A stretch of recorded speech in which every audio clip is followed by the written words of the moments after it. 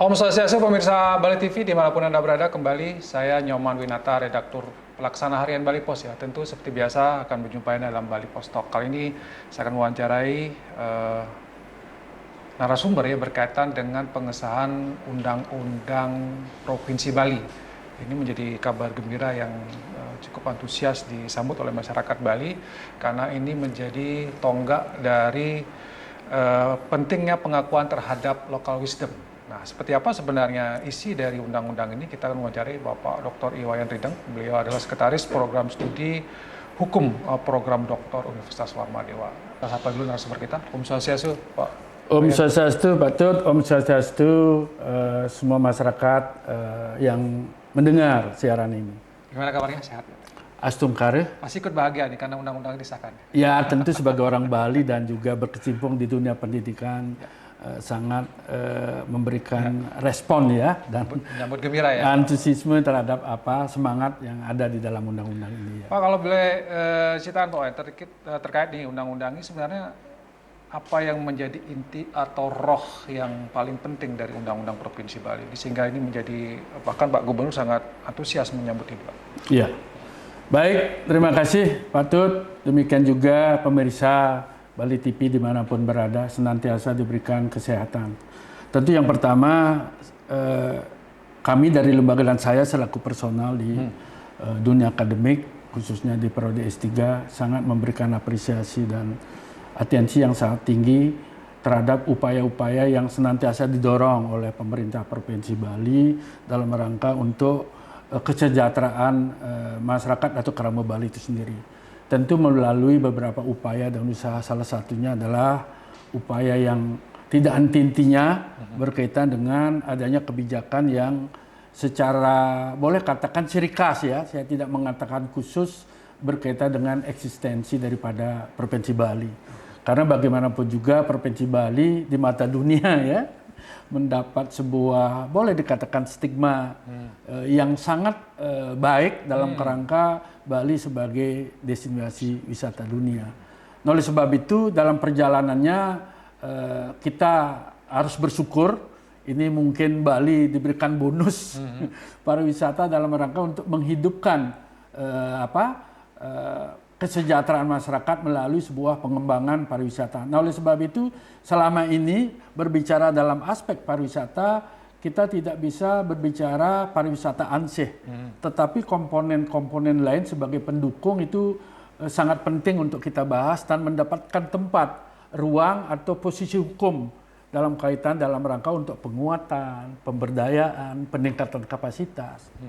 Nah, kalau kita perhatikan perjuangan yang dilakukan oleh Bapak Gubernur tentu dengan dukungan masyarakat dan stakeholder lainnya, ini perjalanan yang sangat panjang dan bagi saya mungkin awalnya sebagai mimpi tetapi menjadi kenyataan.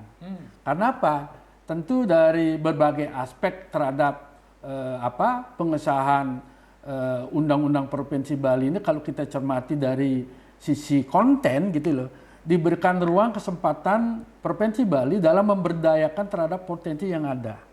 Kalau terkait dengan katakanlah penguatan local wisdom, Bali sadar betul aktivitas pariwisata ini sangat disupport oleh sebuah peranata sosial yang merupakan bentuk kearifan lokal. Nah, di Sadat sebenarnya sudah mulai menggeliat dengan Perda Nomor 4 2019. Kemudian eksistensi Subak yang mendapat pengakuan dunia. Kendati pun misalnya masih perlu ada penataan kembali termasuk bentuk-bentuk lainnya.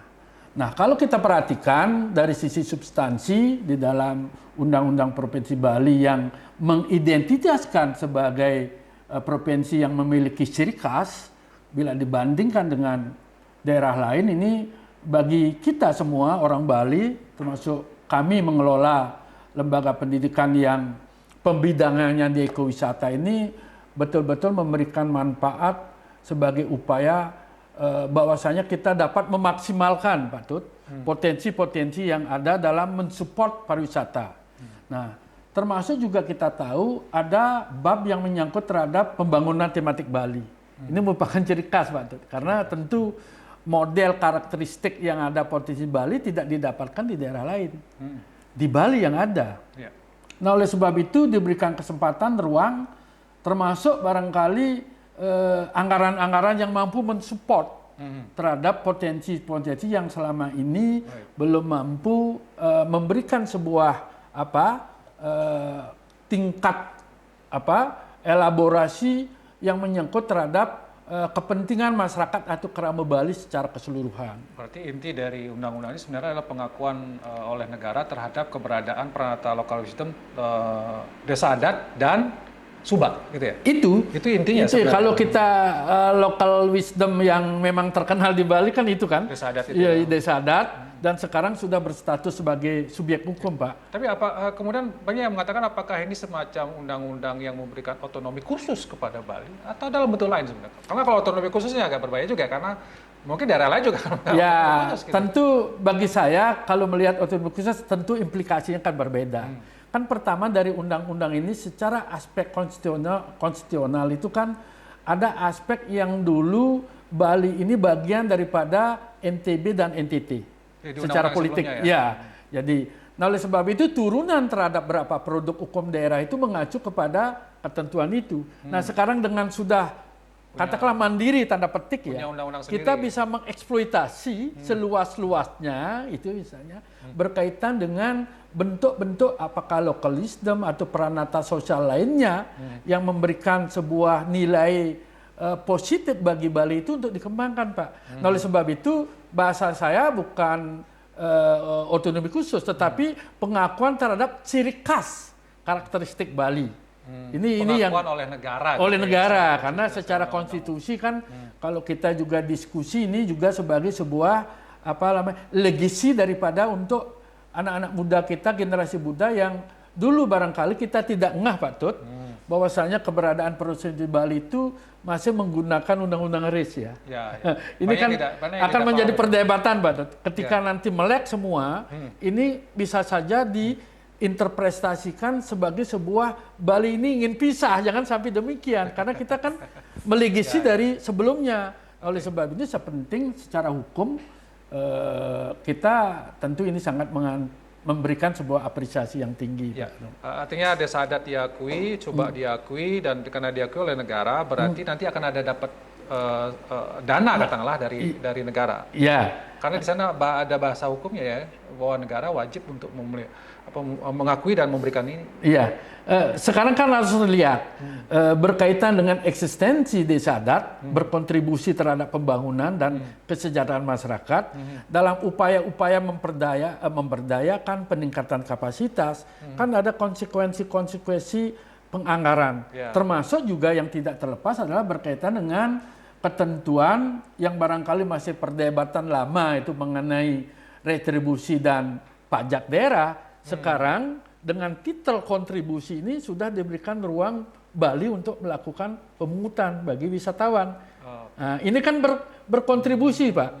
Ketika pungutan ini digunakan untuk apa? Jelas di dalam produk hukum daerahnya itu adalah untuk kepentingan lingkungan dan seni budaya. Kebudayaan. Ya.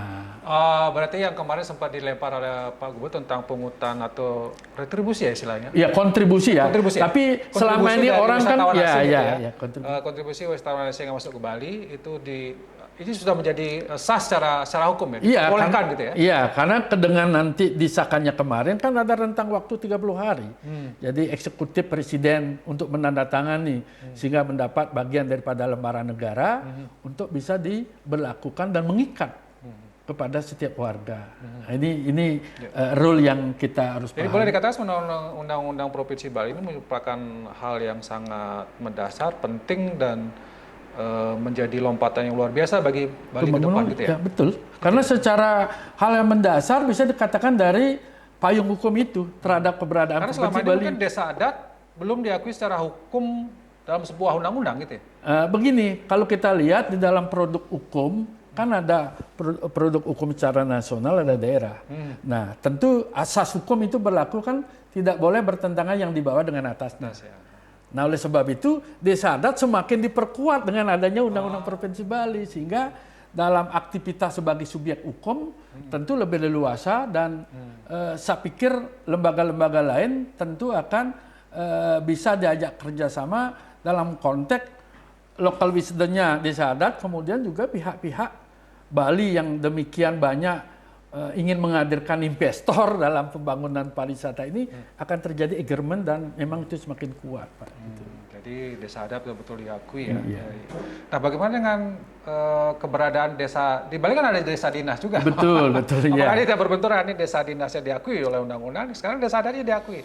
Nah, gimana ini kira-kira ke depan? Tentu kalau kita cermati daripada keberlakuan terhadap desa, itu karena sebenarnya aturannya berbeda. Undang-undang Kalau desa itu kan Undang-Undang Nomor 6 tahun 2014 tentang desa. Keberadaan desa adat sebagai sebuah produk kelembagaan yang keberadaan diakui oleh Perda. Sekarang dengan undang-undang menjadi mendapat pengakuan. Artinya sama. Dalam konteks sama eksistensinya, tetapi fungsi-fungsinya kan berbeda, Pak Duk. Iya. Kalau misalnya desa dinas tentu dalam fungsi-fungsi membantu pemerintahan, pelayanan publik. Kalau desa adat jelas kan berkaitan dengan adat, kemudian kegiatan-kegiatan yang bernuansa sebagai sebuah kearifan lokal yang mampu mendorong terhadap peningkatan-peningkatan usaha-usaha, upaya-upaya yang bermuara kepada kesejahteraan kerama Bali. Jadi tidak berbenturan, tapi bersinergi nanti ke depan. Saya pikir sama-sama akan mendapatkan porsi. Nah, cuman ini kan akan terjadi gap ketika terjadi resistensi dalam rangka mengambil peran. Misalnya, kita di daerah pariwisata tidak sedikit ada sebuah gesekan ya berkaitan dengan keegoan dari masing-masing lembaga. Saya pikir dengan pengakuan ini kan, mohon maaf Pak Tun, ketika itu terjadi konflik kan oleh karena tidak meratanya bagian daripada kue, tetapi ini kan didorong karena sudah mendapatkan tempat, Pak. Siap.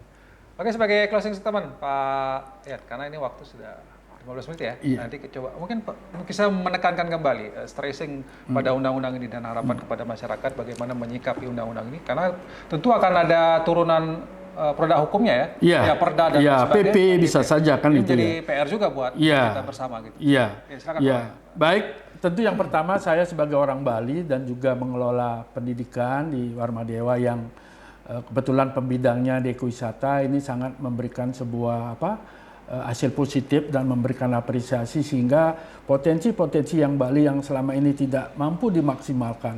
Yang kedua, hal-hal lain tadi sudah jelas. Yang selama ini keberadaan desa adat yang barangkali secara sejarah sebelum Indonesia merdeka sudah ada ini tidak mampu memberikan peran oleh karena status hukum tidak jelas. Ya. Sekarang sudah jelas. Ya, yang ketiga berkaitan dengan Bali yang memiliki kekhasan, Pak. Sehingga dengan ada undang-undang ini ada keleluasaan dalam rangka pengembangan secara optimal yang bermuara kepada pembiayaan-pembiayaan pembangunan yang nanti secara signifikan memberikan impact kepada kesejahteraan masyarakat Bali. Sehingga dengan demikian tidak lagi ada, mohon maaf, bentuk-bentuk pungli yang mengatasnamakan lembaga, bisa saja desa adat, bisa saja komunitas dengan dalih, mohon maaf, kegiatan adat, pengembangan pariwisata. Karena nanti secara pemenuhan terhadap pendukung penganggaran itu kan sudah signifikan. Sehingga tidak mencari-cari yang barangkali itu sebagai bentuk pelanggaran hukum. Ini yang tidak terjadi dan semoga masyarakat mari kita dukung ini dengan harapan tujuan yang mulia ini pasti kita support dan berharap masyarakat Bali senantiasa akan teguh kukuh dalam rangka melaksanakan Swadharma sebagai masyarakat Bali. Baik, terima kasih Pak Wayan Ridhan atas waktunya dan penjelasannya. Tentu ini menjadi semacam pencerahan bagi kita bersama tentang undang-undang ini yang sudah disahkan pada tanggal 4 April ya. Iya, kemarin ya. 2023 dan kita nunggu nomornya nanti berapa dan implementasinya tadi akan ada banyak hal. Tapi intinya adalah bagaimana ini menjadikan Bali lebih baik lagi ke depan. Desa adat diakui, subak diakui. Ranata lain juga yang dapat penguatan itu. Dan pentingnya juga akan dapat anggaran juga ya. Ya paling tidak akan begitu kan. Terima kasih. Demikian Bali Post Talk ini saya ucapkan terima kasih atas perhatiannya. Saya tutup dengan promo Santi. Om. Santi Om. Terima kasih. Suksema.